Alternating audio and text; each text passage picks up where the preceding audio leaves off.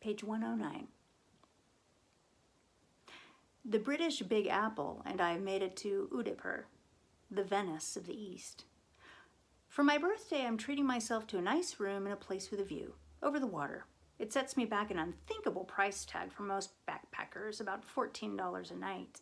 And though it isn't quite like giving up on authenticity and checking into an American hotel, it's also probably not the place I'm going to meet a guru. Right now, though, I'm still too sick to care about the traveler credo. The best I can do is to sit in this rooftop cafe, drink ginger tea, and read. Being sick at home is bad enough. Being sick on the other side of the world is like being cold without a coat. I venture out to a museum with the Big Apple, but I am too lightheaded and feverish to stand long enough to make it all the way through. I end up coming back to this cafe and in my depleted and near hallucinatory state, just watch the bats fly overhead, dipping into the water, zooming and twisting and banking at the speed of light. It is a little like being suspended between waking and dreaming.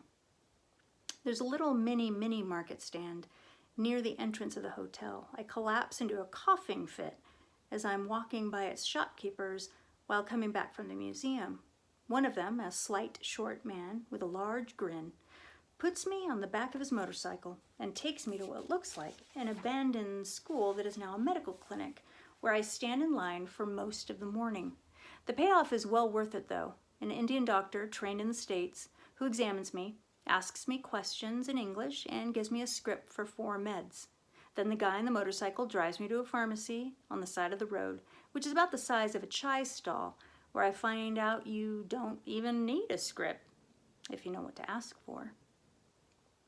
And the price for everything is less than a night's stay at my hotel. The meds start working almost immediately, and by evening, 5 of us go to dinner at the Lake Palace for my birthday. We take a boat to the hotel, which at first glance comes off as sort of a rhinestone version of luxury. It's all sparkles and shines and little overdone, glamorous in a 1970s James Bond kind of way. We sit on white leather couches in an open bar with high ceilings and crystal chandeliers and have overpriced and unmistakably bad champagne. But it's still champagne, in a land that appears to be entirely barren of anything resembling bottled fermented grapes.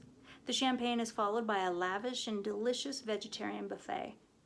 But the most important thing is that it's the first night I haven't coughed all the way through dinner. In the morning, New York and I meet an Egyptian girl at breakfast in the upstairs cafe and invite her to our table. Breakfast is polite but short. We're all headed to different places for the day, but agree to meet up for dinner. I'm finally feeling better and need to cure a serious case of cabin fever. Religion takes up most of the pages in history, it seems. Theocracies, crusades, and wars of all stripes and sizes. Borders, languages, and beatitudes, all shaped by religion. Turns out, religion steals a fair amount of the traveler's attention as well. Temples, cathedrals, and mosques dominate much of the architecture wherever you take yourself on the planet, mostly with good cause. In India, it's architecture worth seeing. So I take a rickshaw to the city palace and ask directions to the Jagdish temple. The Jagdish is dedicated to the deity Vishnu, the dreamer and preserver of the universe. Spanning 3 stories, it's the largest temple in Udaipur. I climb an imposing set of stairs leading up to the temple itself. Then I must go through a couple of outer chambers before I come to the steps that lead to the main shrine where Lord Vishnu resides. I'm looking up at my destination where an old man appears at the top, peering down at me. This will sound odd, but somehow it feels like he's been waiting there for me. I hesitate for a moment, a little thrown off by his intentional gaze, not knowing whether to continue climbing or to turn and go the other direction. I decide to keep climbing, and when I reach him, his intensity is relaxed a bit. He is still looking at me, but his eyes are kind, and his presence feels more benevolent than intrusive. I greet him with a namaste and a slight bow. My palms pressed together in front of my heart. He returns the bow and smiles serenely. Then he turns to look at the giant bird-like figure guarding the doorway in front of us.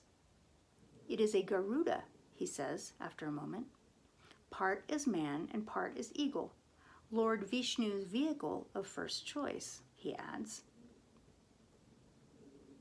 But what almost no one is knowing is that this is also the very first and most original phoenix.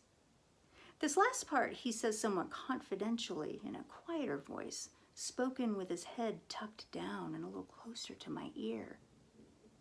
We walk past the Garuda and through the great doorway into the main shrine. Inside is a large black statue of a figure with 4 arms. I only know it is Vishnu because of its billing in the guidebook. Without some kind of clue, I didn't know Vishnu from Shiva or Krishna. Well, I guess Krishna is usually painted blue, so that's kind of a giveaway. And there's also Ganesh. I think there's only one elephant-headed deity. But show me a brass or stone statue of any other Hindu deity and I'll generally just have a guess. "Being made completely of a single piece of stone," he tells me proudly, as if he carved it himself. "It is symbolizing the unities of all things. Everything in this temple is teaching about unity. This chamber of Vishnu is being surrounded by 4 others. One is for the sun god, another is the goddess, Shakti.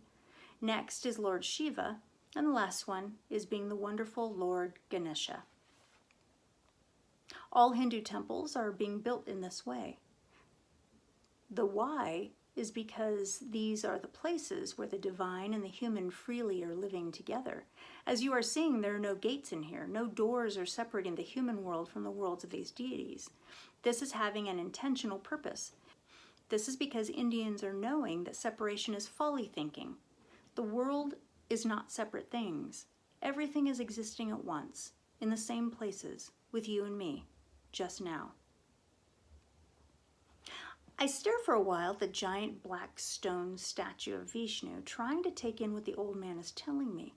I watch the others here, almost all of whom are Indians, come and bow and offer their gifts to the Lord of the universe. I wonder if they understand the way my spontaneous and benevolent guide does, the simple beauty of this symbol. After a minute, I turn to ask him a question about the meaning of the black stone, but he is no longer there.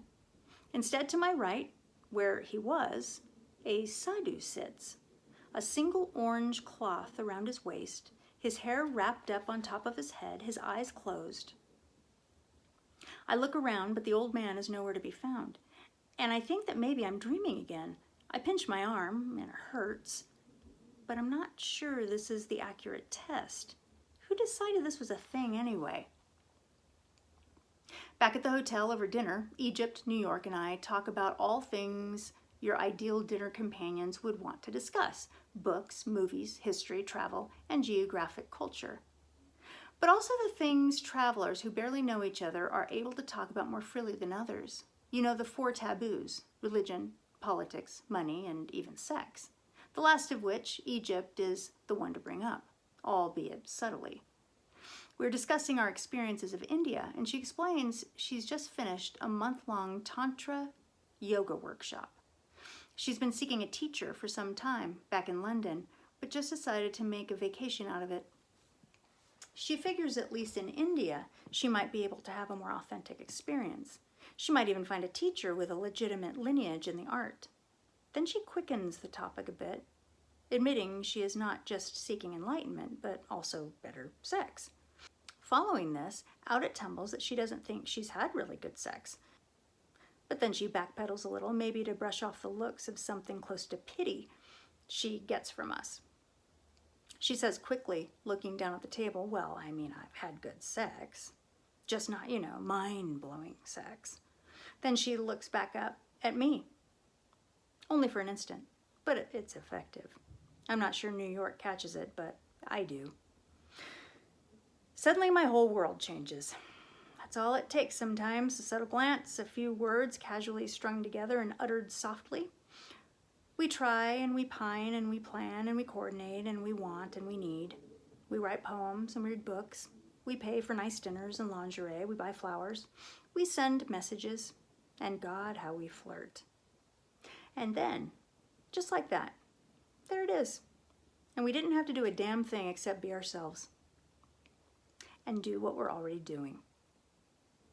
And love, or at least something like it, just comes and sits in front of us and tells us it would really, really like to have mind-blowing sex. So much so that it has come all the way to India looking for it. I play it as cool as I can. We finish dinner, wrap up our conversation, and each say goodnight. She excuses herself first, which gives New York and I the opportunity to take verbal note of the invisible room key she may have laid on the table. He says he's too old for her, and I confess, though I'm feeling much better, my day trip took a lot out of me, and I'm definitely not back to 100%. Not close enough to 100% to provide mind-blowing sex anyway. Back in my room, though, I seriously rethink it. Actually, I do more than that. Since she also mentioned that her room was cold, I gather up an extra blanket from my bed and walk downstairs, through the large courtyard, down a hallway, and over to her room, blanket in hand. I stand outside her door for something short of a small eternity, but I can't muster the courage to knock.